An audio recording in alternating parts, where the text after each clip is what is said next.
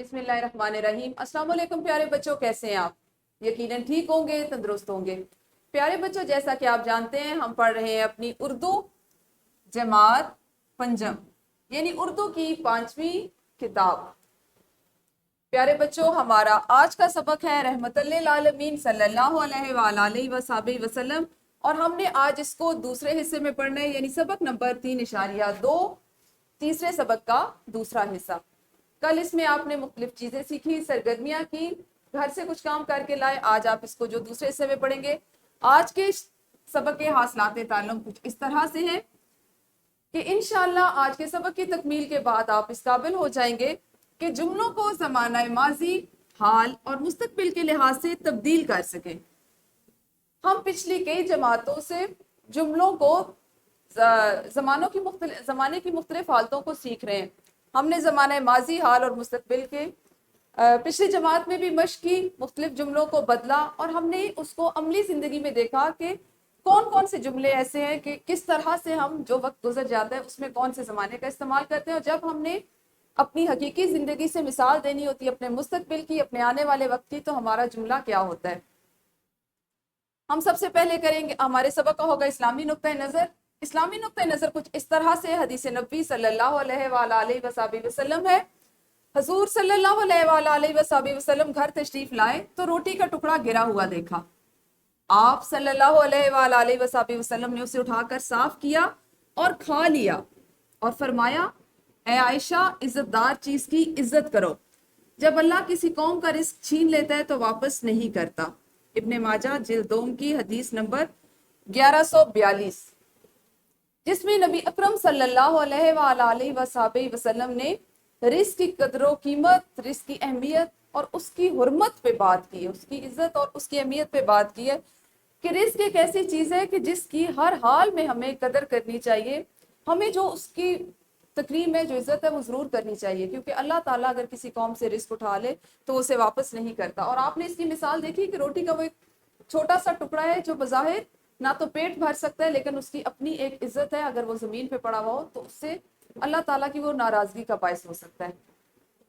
प्यारे बच्चों, आप जानते हैं पहले हम करते हैं दोहराई, और दोहराई हम हासिलात ताल्लुम की करते हैं जो इससे कबल हम उसी सबक में या उससे पहले पढ़ाए जाने वाले असबाक में पढ़ चुके होते हैं। आपके पास एक जुमला है, ईद उल फितर मुसलमानों का मजहबी त्यौहार है। ईद उल फितर मुसलमानों का मजहबी त्यौहार है। क्या आप में से कोई मुझे बता सकता है कि इस जुमले में क्या गलती है?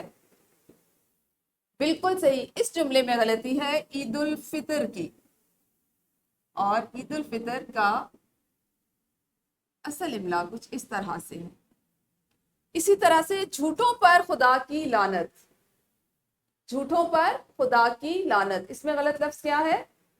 बिल्कुल सही, लानत।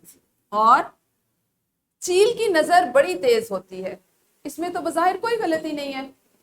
अच्छा है, गलती कौन सी? हाँ जी, इसमें गलती है नजर की।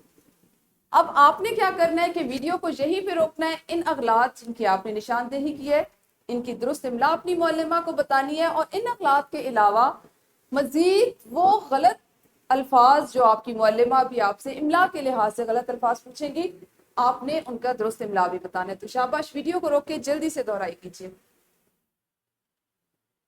यकीनन आप लोगों ने दोहराई कर ली होगी।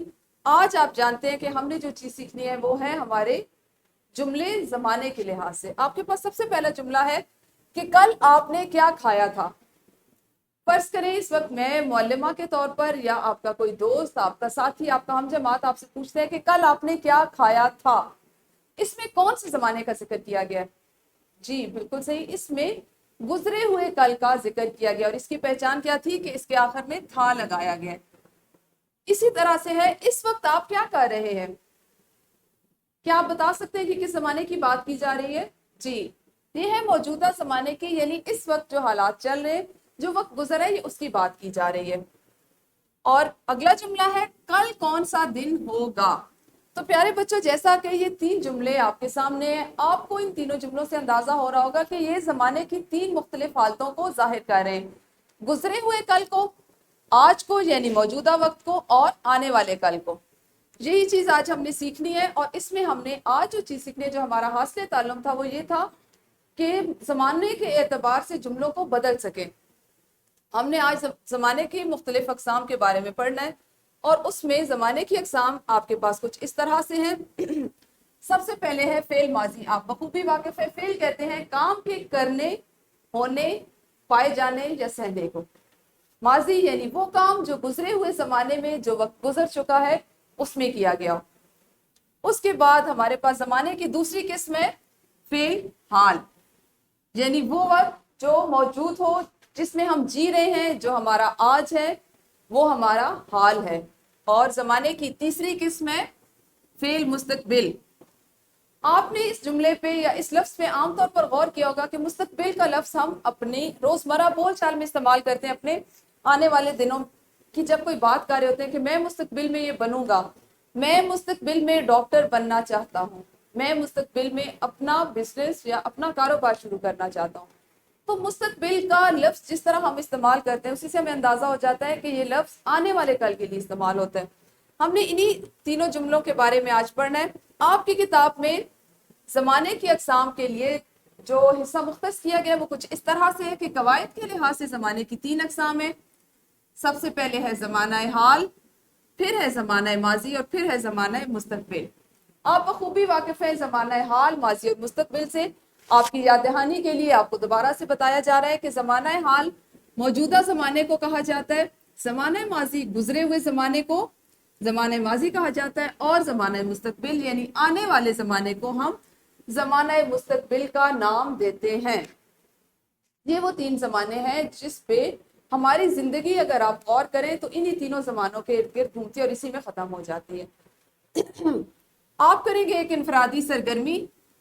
سرگرمی کچھ اس طرح سے ہے کہ آپ نے سبق رحمت للعالمین صلی اللہ علیہ وآلہ وصحبہ وسلم کو غور سے پڑھنا ہے، اور اس میں سے آپ نے تینوں زمانوں کے جملوں کی نشاندہی کرنی ہے۔ اب آپ نے نشاندہی کس طرح سے کرنی ہے کہ ماضی کے جملوں کو جہاں جہاں پہ ماضی کا جملہ آپ کے سبق میں آ رہا ہے وہاں پہ آپ نے میم اور ضاد لکھنا ہے۔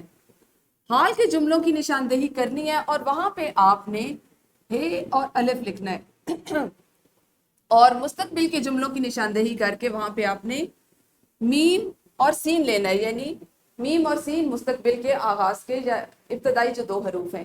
تو آپ نے اپنی پینسلز اپنے ہاتھ میں رکھنی ہے، کتاب کھولیے، اور انفرادی طور پہ ہر بچہ اپنے اپنے طور پر اس سبق کو پڑھے۔ اس سے یہ ہوگا کہ جب ہم باقاعدہ سبق کا آغاز کریں گے اس سے پہلے آپ سبق پڑھ چکے ہوں گے، آپ ذہنی طور پر سبق سے متعلقہ جو آپ کو دقت پیش آئی، جو سوالات ہیں وہ بھی تیار کر لیں گے۔ تو ویڈیو کو روکیے اور جلدی سے انفرادی سرگرمی کو کیجیے۔ جی یقیناً آپ لوگوں نے انفرادی سرگرمی کر لی ہوگی۔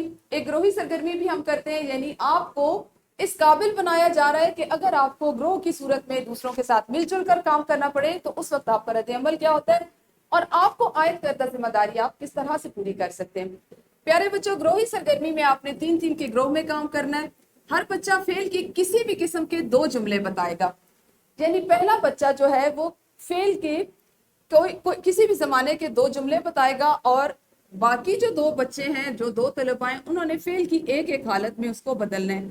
فرض کریں آپ جیسے فعل مستقبل کے 2 جملے بولتے ہیں، تو آپ کا پہلا ساتھی ان میں سے ایک جملے کو فعل ماضی میں بدلے گا اور دوسرا ساتھی دوسرے جملے کو فعل حال میں بدلے گا۔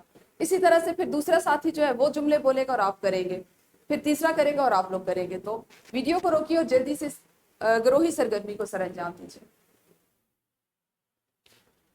یقیناً یہ سرگرمی بھی آپ لوگوں نے بخوبی کر لی ہوگی۔ اب ہم کریں گے اپنی مشق، اور آپ بخوبی واقف ہو چکے ہیں اس بات سے کہ ہم مشق میں وہ حصہ کرتے ہیں جو ہماری کتاب میں جو حاصل تعلم جس کے ہم مشق کر رہے ہوتے ہیں اس کے لیے جو سوال یا جو سرگرمی جو ہے وہ تفویض کی گئی ہوتی ہے۔ آپ کا سوال نمبر 7 ہے کہ ہر سوال کے 4 جوابات دیے گئے، ان میں سے صرف ایک جواب درست ہے۔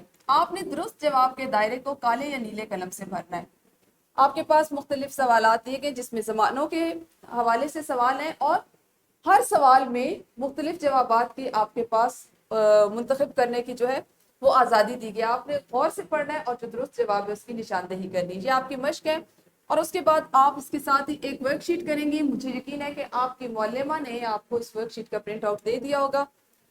آپ مشق کے ساتھ اس ورک شیٹ کو کریں گے۔ ورک شیٹ کچھ اس طرح سے ہے کہ سوال نمبر 1 کچھ ملے جلے جملے لکھے ہوئے ہیں، آپ نے ان کے سامنے زمانے کے اعتبار سے ان کی حالت کا نام لکھنا ہے۔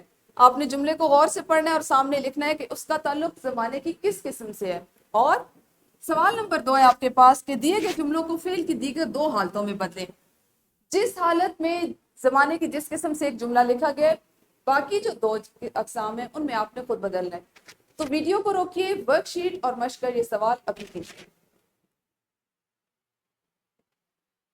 پیارے بچوں، اب آپ کے لیے ہے گھر کا کام، اور گھر کے کام میں شامل ہے آپ کے پاس صفحہ نمبر 21 پر دی گئی زمانے کی تینوں اقسام کی تعریف اور پہچان اپنی کاپی پر خوش خط لکھیں اور یاد بھی کریں۔ یہ ایک بہت آسان مختصر سا کام ہے جس کو آپ کھیل کھیل میں کر سکتے ہیں کہ تینوں اقسام کے نام لکھنے ہیں اور اس کی تعریف اور پہچان کے لیے آپ کی کتاب میں جو مواد دیا گیا اس کو آپ نے خوش خط لکھ کے لانا ہے۔ یہ تھا ہمارا آج کا کام جس میں آپ نے زمانے کی تینوں اقسام، فعل ماضی، فعل حال اور فعل مستقبل کے بارے میں سیکھا۔ کل انشاءاللہ ہم اپنے سبق کے اگلے حصے کے ساتھ ملیں گے، اس وقت تک اپنا خیال رکھیے۔ اللہ حافظ، شکریہ۔